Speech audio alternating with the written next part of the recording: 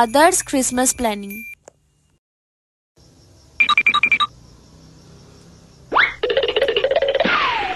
Hello momo.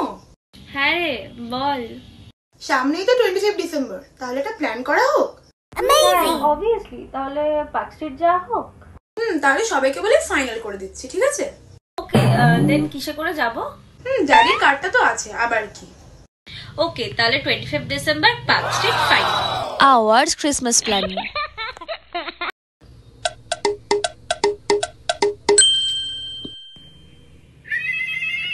কে আবার phone করছে কেন? হ্যালো, কি হয়েছে? কি করছিস ভাই?